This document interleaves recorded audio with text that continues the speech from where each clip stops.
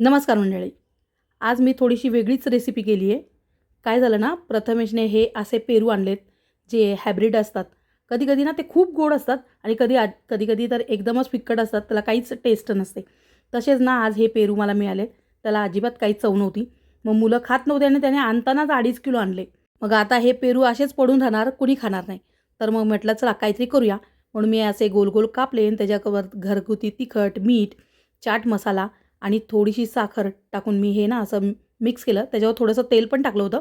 आता तव्यावर थोडंसं तेल टाकलं, त्याच्यावर थोडीशी साखर टाकली आणि त्याच्यावर हे असे चकत्या आहेत ना त्या ठेवल्या आणि परत त्याच्यावर थोडीशी साखर टाकली, कोथिंबीर टाकली आणि फक्त 2-3 सेकंदासाठी ठेवलं होतं आणि लगेच परतून घेतले आणि ते अजिबातच त्याला चव नव्हती ना, मग त्याच्यावर मीठ, साखर वगैरे टाकल्यामुळे त्याला इतकी भन्नाट चव आली होती ना आणि हे पेरू मुलांनी खूप आवडीने खाल्ले म्हणून मला पण बरं वाटलं.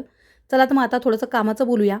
तर आपल्याकडे हे मुगाचे लाडू खूप टेस्टी असतात. मुगाचे, बेसनाचे, परत ड्रायफ्रूटचे लाडू आहेत, डिंकाचे आहेत आणि मेथीचे लाडूसुद्धा मिळतात.